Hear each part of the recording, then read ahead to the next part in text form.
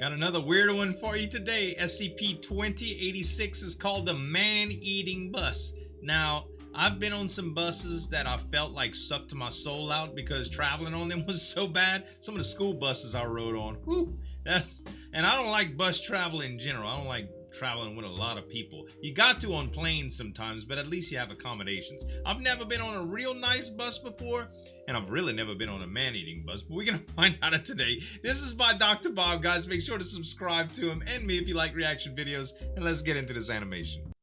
A young woman on her way home is walking down a city street. Okay, and just nice like little most bun nights, in her the hair. downtown empties out after the working day ends, leaving the streets empty of both cars and pedestrians. Unless people are partying. She hates when she has to close the shop and walk to her bus stop alone. And she is excited that in just another week, she will be starting a new job that's just around the corner from where she lives. I don't know, she just has to get through these last few nights of being the last one at the store and having to walk home alone. In town? Her more immediate concern now, though, is that her music has stopped.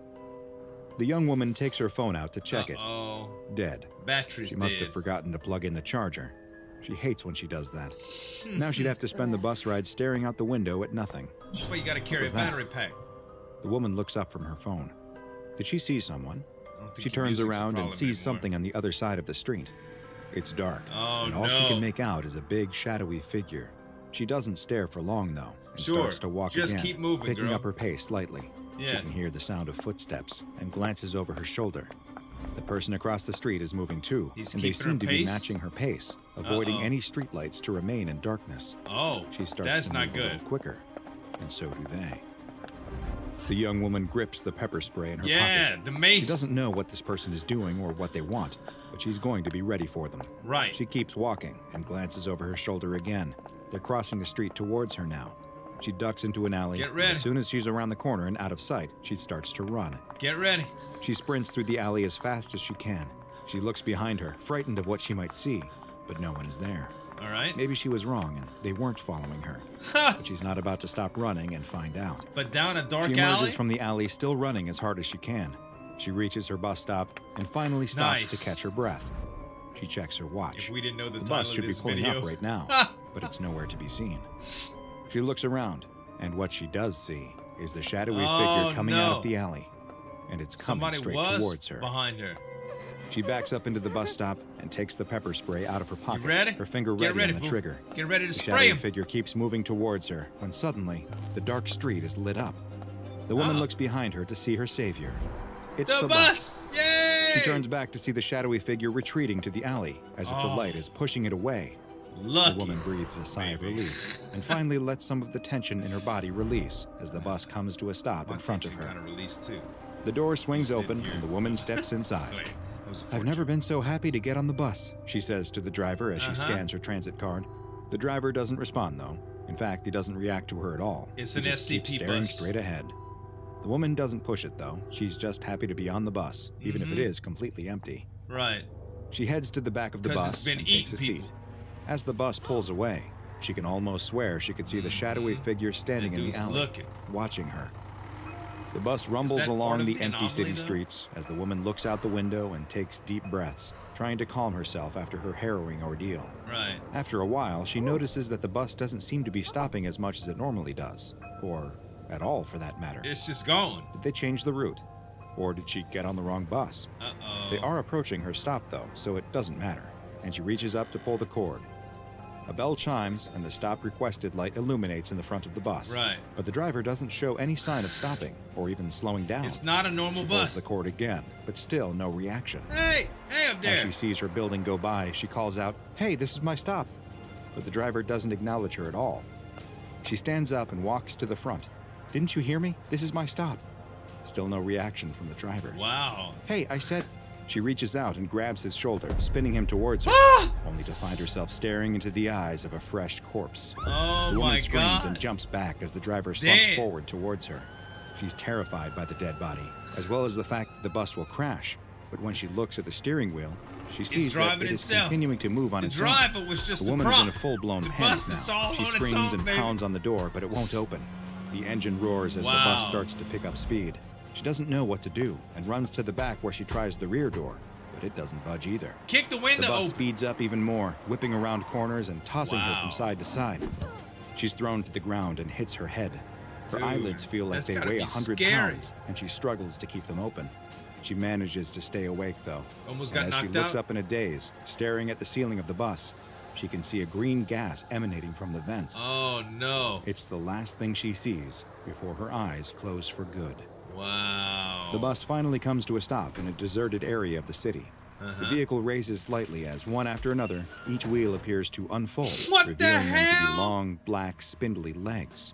The bus stands up on these insectoid appendages as its roof splits into two massive wings. The bus then leaps up into the sky, spreading its wings, and flies off into the night. I'm done, y'all. How could this young woman have known that after escaping danger, that her rescuer would be something worse? Much worse. Unfortunately for her, she had just willingly stepped onto an instance of SCP-2086, a deadly and terrifying anomaly that hides in plain sight as it stalks and hunts its human prey. It's disguised as a bus. SCP-2086 is the designation the SCP Foundation has given to a species that appears to belong to the arthropod phylum, a group that also includes arachnids and crustaceans. Right. These strange creatures differ from most of their lobster and spider brethren in that they make use of an advanced form of camouflage to move among modern society unseen. Well, adult SCP-2086 instances all resemble some sort of public transportation vehicle, with the exact make, model, year, and branding varying from instance to instance. SCP-2086 instances move about the streets of our cities foraging for food, and at first glance, they are virtually indistinguishable from the standard transit vehicles they are mimicking.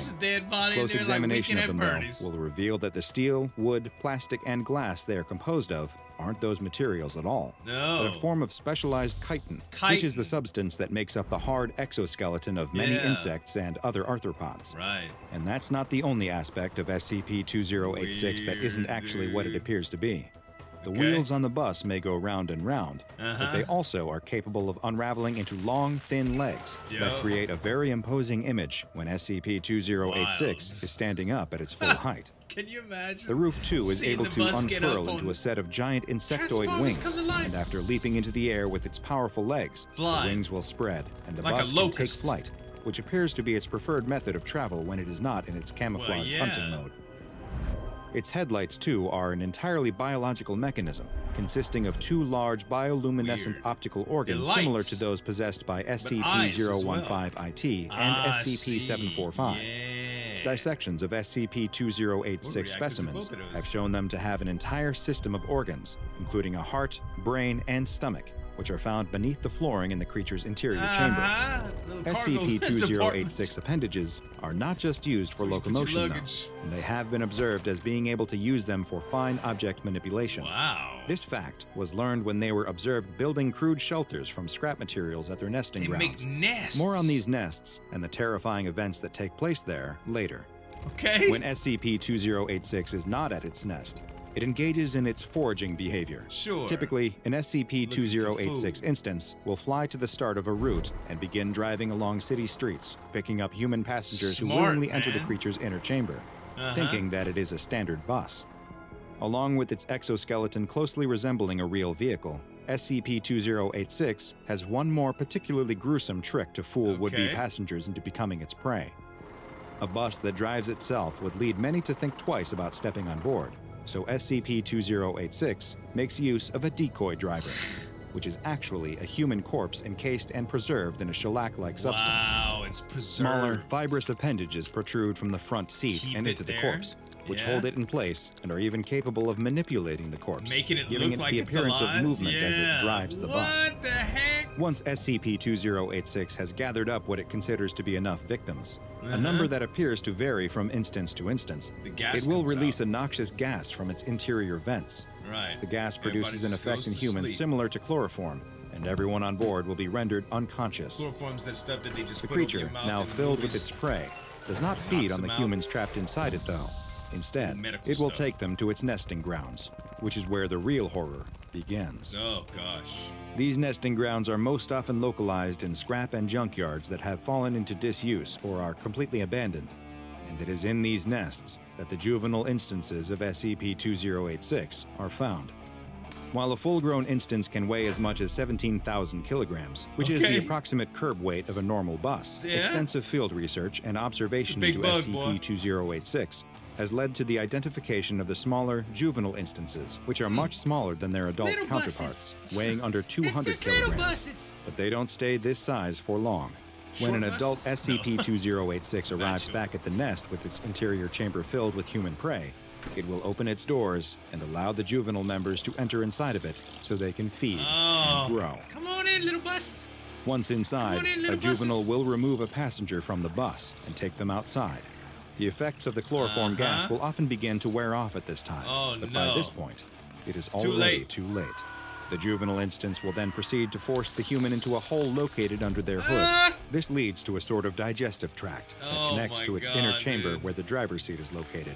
Small, hair-like appendages will then emerge from the seat and protrude into the prey's body, which hold them in place in the driver's seat and trap them there, while at the same time acting as feeding tubes, draining the blood from the now doomed passenger. Oh my God, Once the person has been completely drained of blood, the feeding tubes will begin secreting a saline solution as the internal compartment fills with a shellac-like substance.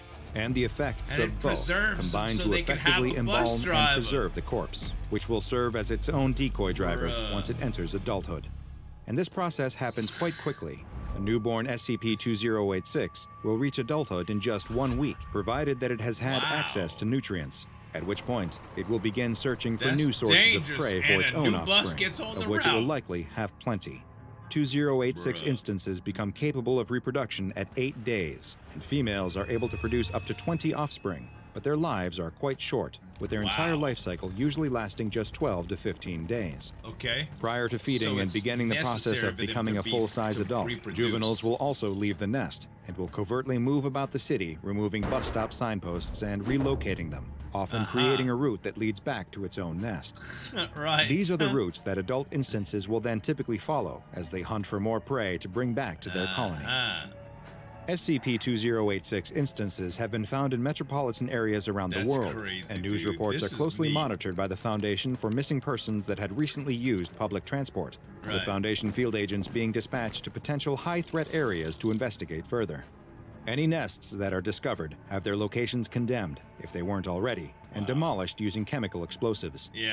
Previously, an effort was made to capture and contain live instances of SCP-2086. And currently, the Foundation has 5 such specimens in its custody, which are stored in a converted airplane hangar.